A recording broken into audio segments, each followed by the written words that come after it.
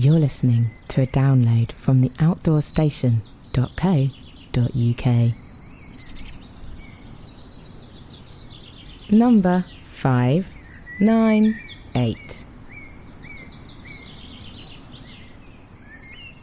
Hello and welcome back to the Outdoors Station and to part 5 of our hiking and camping adventure across the UK on the Wainwright Coast to Coast, recorded during May 2025. There's something wonderfully pure about waking beside a gently babbling stream, surrounded by the early morning chorus of birdsong, nature's way of reminding you that your soul has been cleansed and that a new day, full of possibility, is just beginning. I always loved those first few moments after waking, that hazy in-between state when you're half asleep, half listening to the world outside the tent. You're still warm, cocooned in your sleeping bag, and reluctant to face the inevitable moment when you have to stir and start packing up. Ah, the simple joys of backpacking.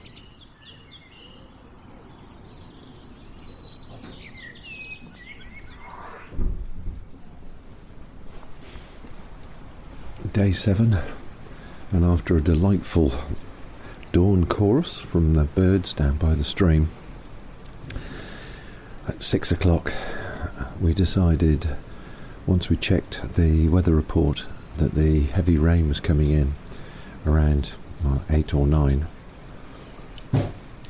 We'd decamp while the tent was still relatively dry, and we made our way to the top of the hill where the toilet block is, and there's a washing facility, a shower facility, and that's where we're currently sitting at the moment, having had a brew, a cup of tea, waiting for the farm cafe to open at 8:30, and then we'll have a bacon sarnie or whatever before we head out for the day. And here's Simon, who's just obviously done exactly the same thing, packed up and headed up here. Another wet start. Yeah. Are you going to head straight out, or? Yeah, I'm just going to borrow the loo and get some water, and then I'm going to take the low route, I think. Yeah, we'll take the low route as well. It's actually slightly longer, and it's only 4 or 5 hours on the high route, but yeah, it's wet. Yeah. So Simon's headed off, taking the low route. The forecast today is pretty ropey, 40-mile-an-hour winds, possibly in excess of 50-mile-an-hour gusts, which is late at night tonight, so we'll be hopefully tucked into our nice luxury hotel, courtesy of our lovely, perfect daughter. And we're just waiting now. It's 10 or 15 minutes before the farm cafe opens, and we'll get a bacon sandwich and a cup of tea, or another cup of tea. We've just had one, and prepare ourselves for the day, but we're not in any rush, and it shouldn't take more than 4 or 5 hours to get to Reeth, which I understand's got a pub and a few establishments there, so we'll have another restful day. But after this, we really need to start pushing on and averaging sort of 15-16 miles a day if we're going to complete this in time. Looking up in the sky, the rain has stopped. You've got dark grey clouds intermittently dispersed with blue sky and white clouds, and then there's a sudden black one behind them that sort of comes in at speed. So yeah, pretty challenging country to enjoy a nice quiet walk in the countryside if you're not prepared with the right gear.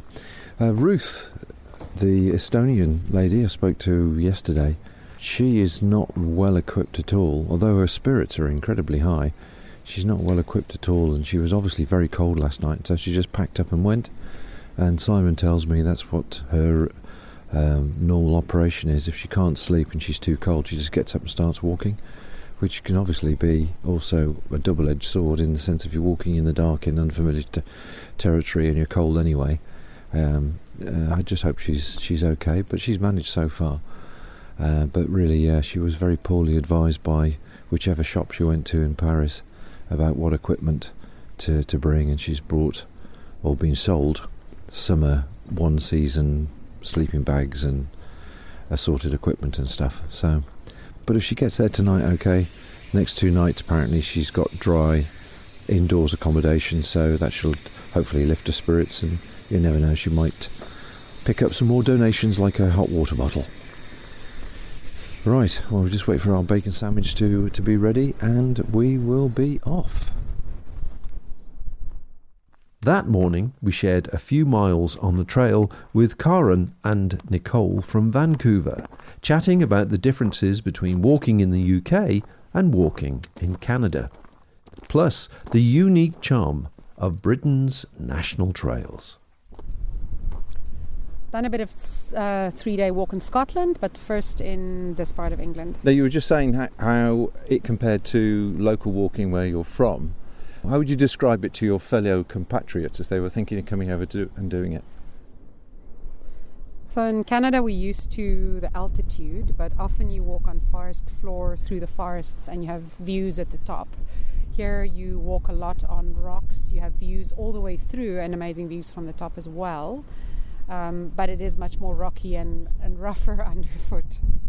Would you call it a challenge? Would you call it tough going, or would you call it fairly steady compared to your previous experiences from home? I think the climbing is very similar to at home. Maybe it feels rougher underfoot. So from that point of view, the ascent and descents maybe even a bit tougher. So I think it's easier going down on forest floor than it is on so many loose rocks.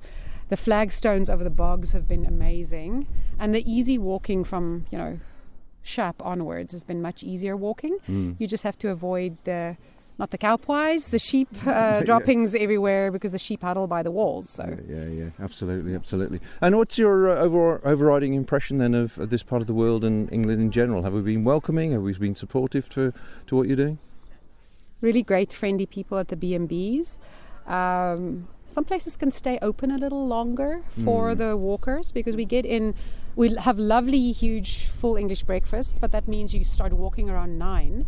So some days, on the longer days, you only get in 5 to 7 in the evening. And then if there's a pub open, great, but if there's nothing open, then it's kind of difficult to... So it would be nice if some places are open longer. Yeah. I mean, we're camping, as you know, and that's been our common comment, hasn't it?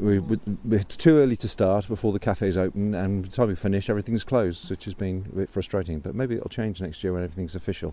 Now, this is your first day walking, you tell me? Second, actually. I did walk yesterday, but I didn't do the Lake District. Okay. So I'm walking the easy part. So what did you think over the top of the flagstones then? Because I think I saw you at the 9 Standards, did I? Could be. It was lovely. It was breezy. Yeah, it was definitely breezy. It was very breezy.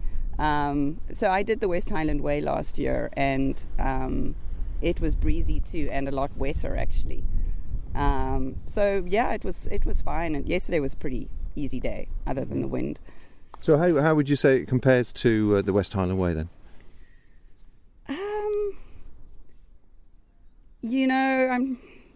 Well, given that I've only walked one day, it's hard to say. Yeah. But I would say yesterday was quite similar to the last day into Fort William. So, maybe fairly similar. I mean, there you're obviously walking along the loch and stuff like that. And I think that was the same in the Lake District, but I missed that part. So I think it's probably fairly similar. But it's been, a day, so I don't know. Okay. Well, you can still enjoy a day. I trust you've enjoyed it. It's been great, yes. Yeah. I have to say the part that I like different to Canada, and I know that probably typecasts me, is I like the fact that there are no bears or things that can kill you. Well, maybe there are, but I do like that. I mean, I love the hiking in Canada too, but you could never really set up a thing like this because it's so fewer people, so you couldn't do a village to village thing because the distances are so great. Right. Yeah. But if you like remote camping, that's probably better than this, so each has their advantages, I guess. Yeah. And would you agree with that? Yeah, absolutely. I think walking in the UK and in Europe does give you that opportunity to have a nice place to stay if you want to stay in a B&B, and then so if you had a rainy day, it doesn't really matter, because if you're not camping, you are going to be in a warm place and have some shelter. And the mileage is acceptable. And okay, now it's Yes, no, it is raining. now it's gearing up here To for prove the the rain. point, And, yeah. walking in, these long distance trails, I think you see everything, all weather. You meet so many amazing people. And in the first day or two, you may just say hi and walk past, kind of like with you guys. And then maybe the next stop, you say where you're from and find out names. And maybe you end up in the same place on a third day onwards and you start chatting a bit. So I think that's also great. And so part of it is just being in nature all day, every day. That's amazing. And then just some of the people you meet along the way. It's been great.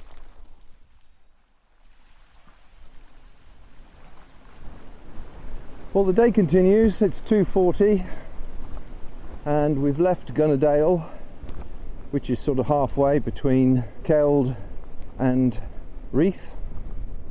In Gunnerdale, for future reference, there's a pub who was most welcoming. Actually had a little fire going and there was a good cluster of walkers in there. He appeared to be waiting for a lunchtime trade, so it sounds like he's got people booked in for meals. Just round the corner was a small cafe, and I mean small. I think it had 5 tables in there, and that was absolutely jammed with, well, 10 people really. So they were busy too. So with a little bit of planning and forethought, there is a place for refreshments. We met some guys yesterday who were staying at Gunnerdale somewhere, so there's obviously accommodation around.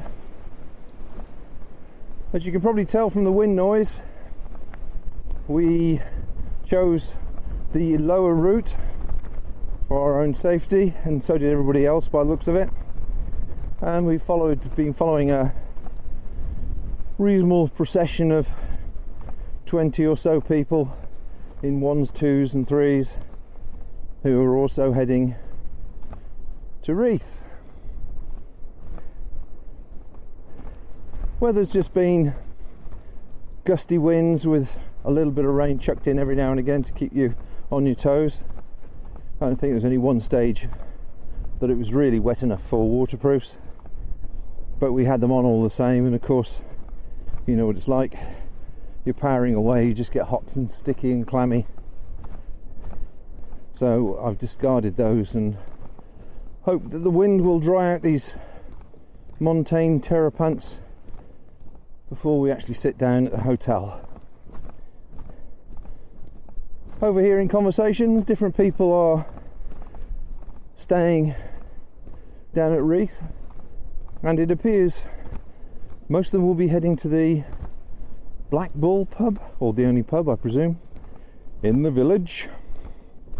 So I'm hoping to catch up with a few of them and hear their experiences on this coast to coast.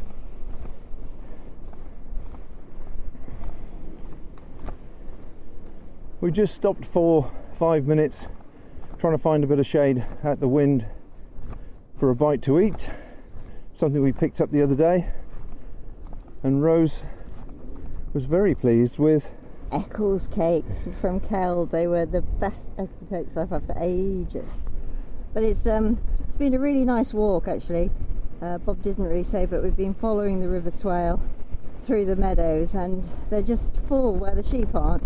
They're full of wildflowers. There's so many red campions and pignut, the end of the bluebells and garlic, forget-me-nots we've seen, all sorts. It's just lots of buttercups and clover. It's been really beautiful. It's a beautiful walk indeed. Lots of fields, gates and stiles and stone walls, but mostly flat. It's just a really pretty walk. And we anticipate being in Reeth within the next hour, I guess, all being well. But yeah, it has been very gusty down here, so if we'd gone over the high route, I think it would have been extremely windy. Even though that was shorter. Yeah, but it involved a climb, dear. Yes, it did. We're saving ourselves, remember, we've got to pull the long one tomorrow, or the next couple of days. So we don't feel too guilty about having a couple of short ones, really recharging ourselves and firing up to get some long miles in next couple of days and sort of catch up on ourselves. We're still feeling a bit guilty about the taxi ride we took, but I just really want to use it as an example to people to really think about their resupply if they're doing it the same way that we are, whether you're doing it much lighter or not. And in fact, Lee Wells, one of my TGO challenge buddies, I didn't know had done it a couple of weeks prior to us, so I'm looking forward to getting him on the podcast and discussing how he did it, and obviously the mistakes we made, of which there's been plenty.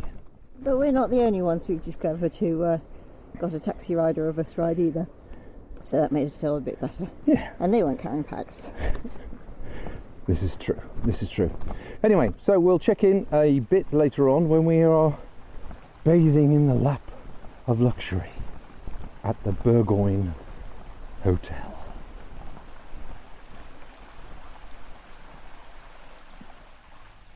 So as day 7 comes to a close, we made it to the beautifully featured Burgoyne Hotel right on the green in the centre of Reeth, and it is opulent, I think is the word we're looking for.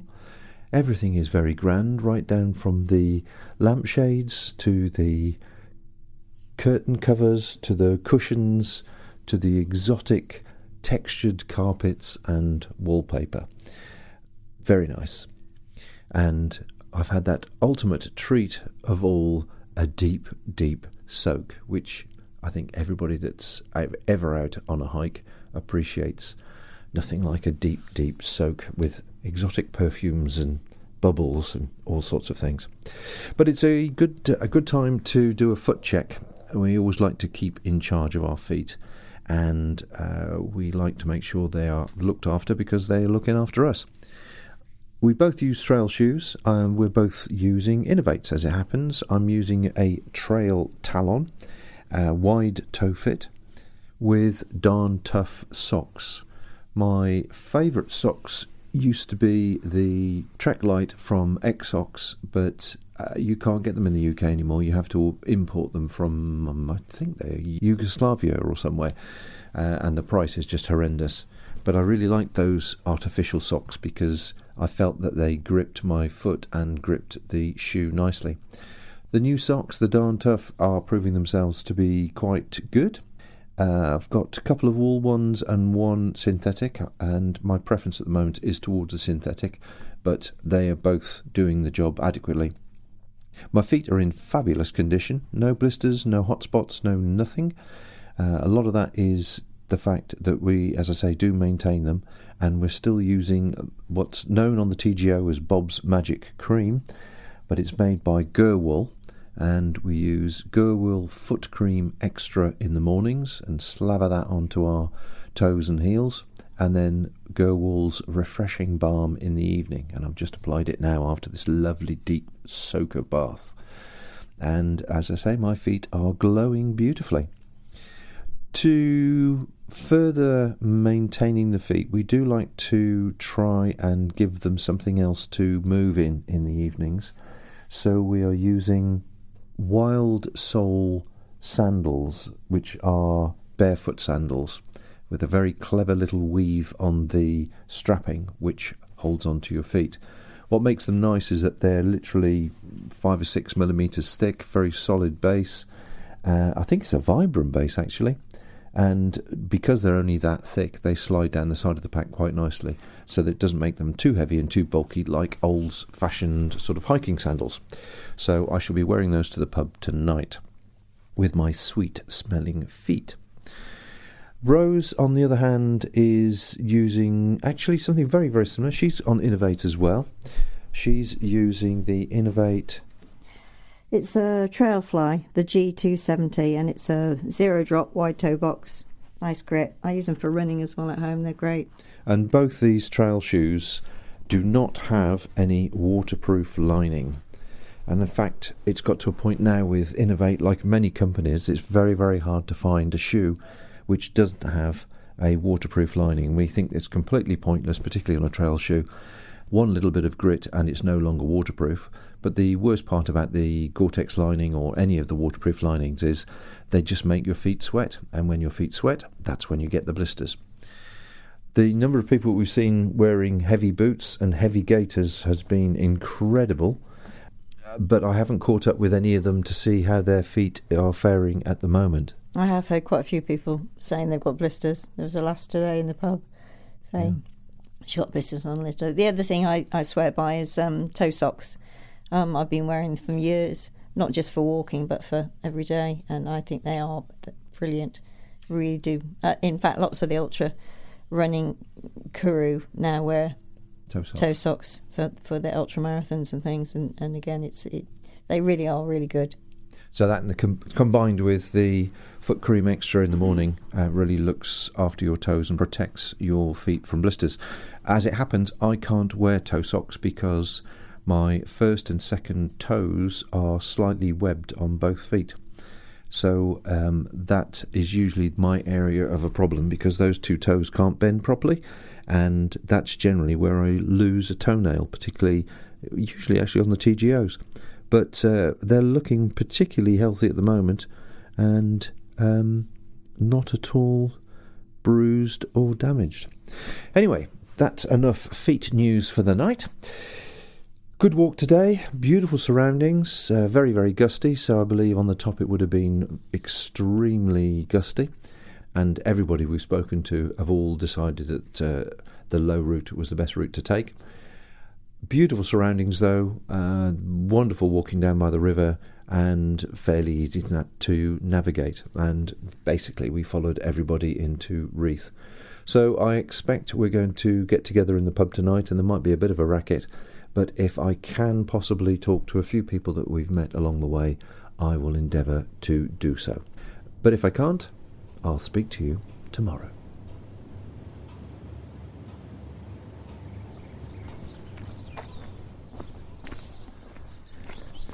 Well, would you believe, day 8, glorious morning, and we've left our luxury hotel at the ridiculous hour of 7:30. There's something wrong there somewhere, isn't there? Somebody treats you to a luxury hotel and you don't get time to enjoy it. But it was a lovely big bed last night. I had to reach out a couple of times to make sure you were still in it. It was huge. But yes, very comfortable, very nice. And although it had all the trimmings you'd expect for that type of accommodation, we do wonder really, when you sometimes think about it, if a guest house is better value for money. They seem to be more personally interested in you, what you're doing, where you've come from, more attentive, offer you extra things like washing your clothes or whatever. Whereas the hotel were like, yeah, check in, thank you very much, here's your key, and then check out and thank you very much, goodbye. But if you like comfortable, opulent surroundings, that was definitely the place. So today's a big one, and we're going to aim for somewhere in the region of 23-24 miles to Danby Wiske. The reason for that mainly is the lack of facilities and campsites and shops. As we said at the very beginning, we assumed that it would be really well serviced because it's a tourist trail, and we've been quite surprised that it's the opposite, and everybody's been struggling to try and find a campsite that's within the walking distance of their particular fitness level. Anyway, so we're heading off now. As I say, it hasn't gone 8 o'clock yet, and we'll see how we get on. We'll check in later.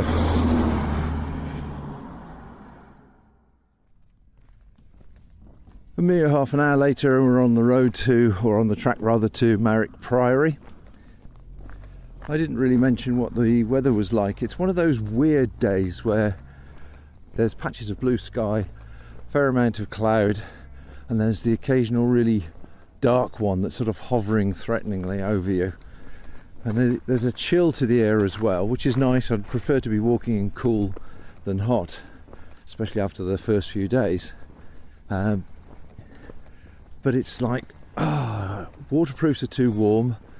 Even a wind shirt is a little bit on the warm side. So once again, you end up carrying all your wet weather gear, which is just more and more weight in the pack. But we can hope that it stays true to the weather forecast, which is basically sort of occasional showers and the occasional sunshine, I think. But as you can hear probably from the mic, the wind is picking up again now that I've taken my jacket off and I'm down to a t-shirt again. So at least it gives me a good excuse to put some effort into walking and generate some heat. Keep going.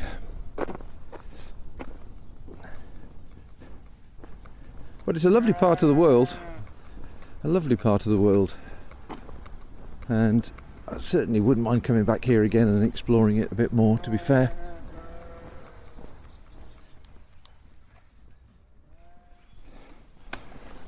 Hour and a half into it, 9:30, and we're just leaving the beautiful little village, Chocolate Box, Yorkshire village of Marwick. Wonderful cottages, obviously lovingly maintained by the owners, and a wonderful display of flowers and gardens proudly presented to the world. Weather keeps changing, but it's keeping cool, which is what we need. And we're now literally going up and down dale to our next destination.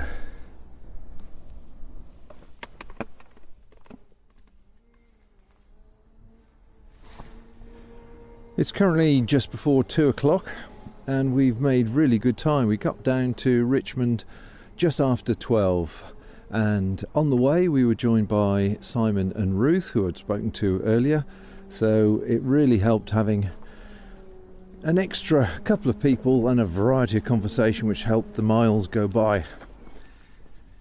So once in Richmond we found a really nice little cafe, tea room, call it what you will, Granny's kitchen,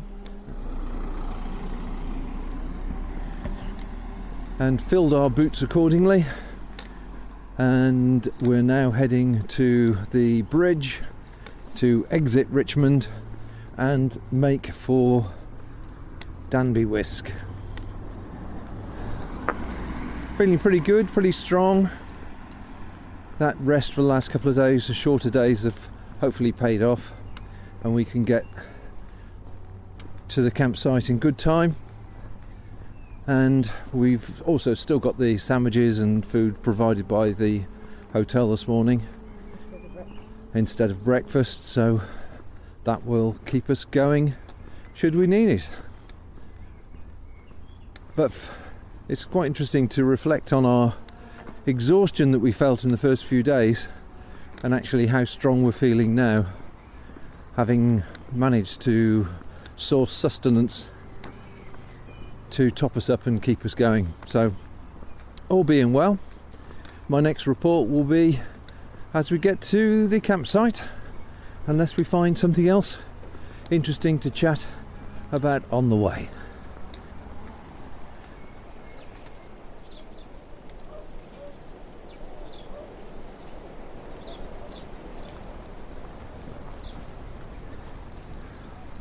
It reminds me very much of the Cotswolds and Bath, the Richmond area. Little undulations around the town and around the area, the countryside. We walked down from the castle in Richmond down to the riverside, and once we got over the bridge, we've then taken the track, which I think is going to meander its way through these valleys. Certainly clinging to the hillside, you've got lots of little houses and terraced houses, which all must have a marvellous view down the river during the sunshine and down the valley during winter, I guess. As always, lots of gates to go through, and interestingly the last couple have had a warning about ash dieback. There is ash dieback on this land, keep to the path, which is such a terrible disease for our, well, favourite traditional tree really, ash. Such a powerful wood that can be used for so many things through history, bows, longbows being one of them, cricket bats, etc. Anyway, I just thought I'd fill you in, and of course on top of all that it's just raining, but it's a nice cool temperature at the moment, cool enough that we can walk with our wet weather gear on and not feel clammy, which has been the problem of a few days ago. Even when you put the wet gear on, you just felt sticky. But anyway, as you can hear, the town is starting to fade away behind us, and we have a myriad of little paths and gates and people's back gardens to peer into as we make our way.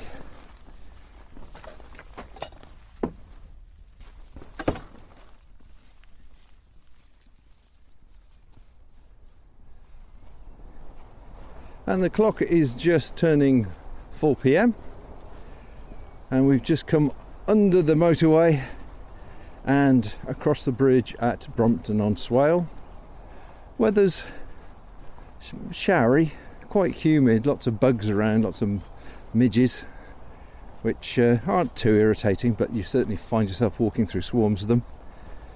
We've just dropped Simon off. He's got a pub room tonight.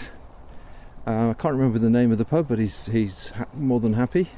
But as he said, he could have actually carried on with us to Danby Wiske. He's feeling good. We're feeling pretty good.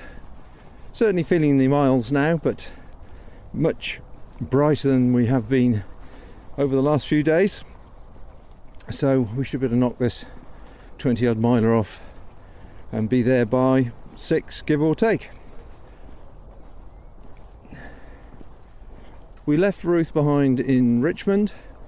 I believe she had a hostel there, and while we were sitting in Granny's kitchen, we also bumped into the 4 young women that we have been bumping into for the last few days, who were a great scream, and they've reached the end of their particular journey, so they're heading back home today.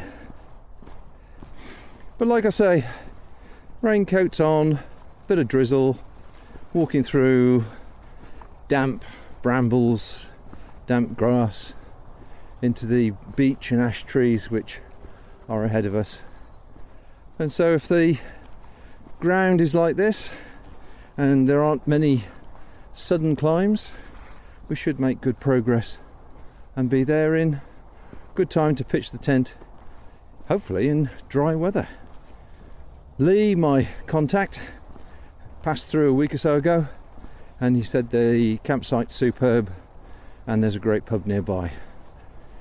Sounds perfect to me.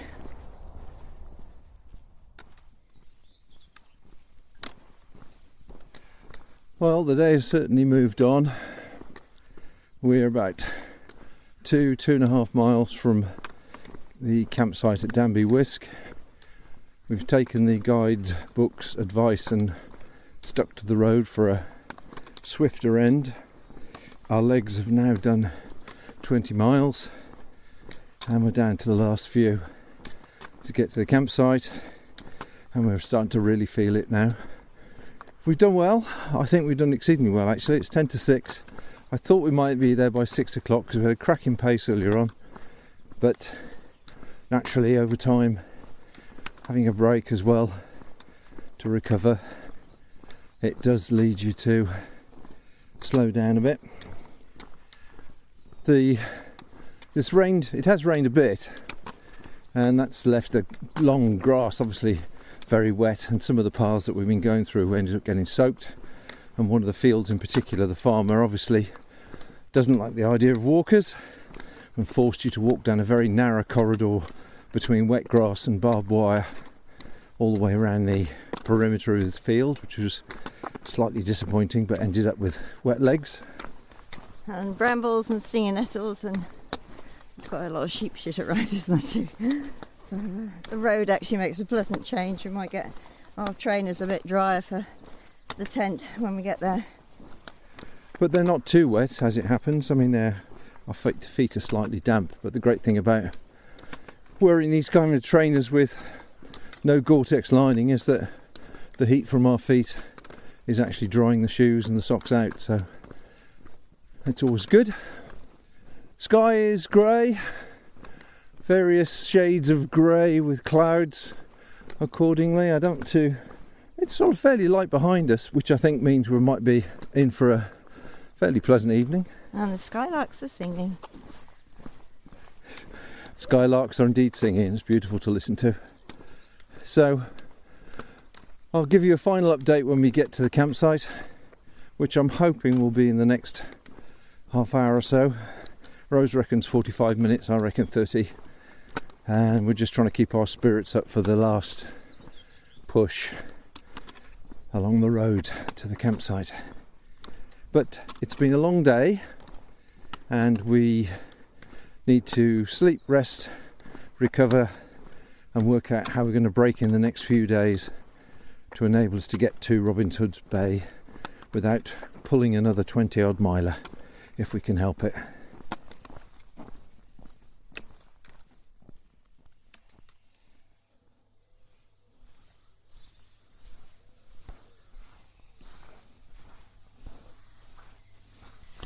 Well, as usual, Rose was right and I was wrong. I estimated 6:30 and in fact it is now 7:45.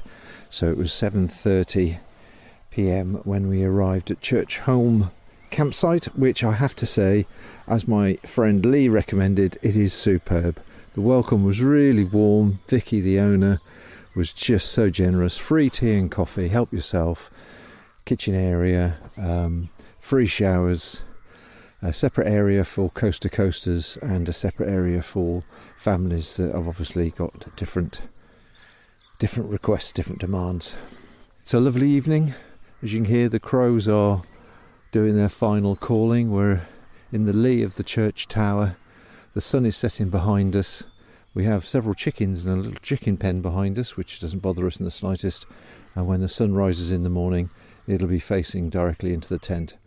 And I hope that we're going to have a shorter day tomorrow, so that will be a good excuse just to have a little bit of a lie-in rather than rush.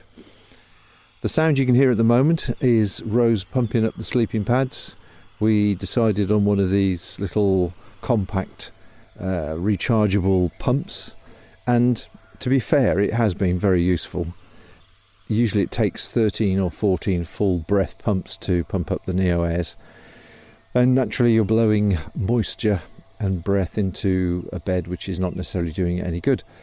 And we have used it so far every night we've camped, and we haven't had to recharge it as yet, so we'll see if it lasts the entire 12 days.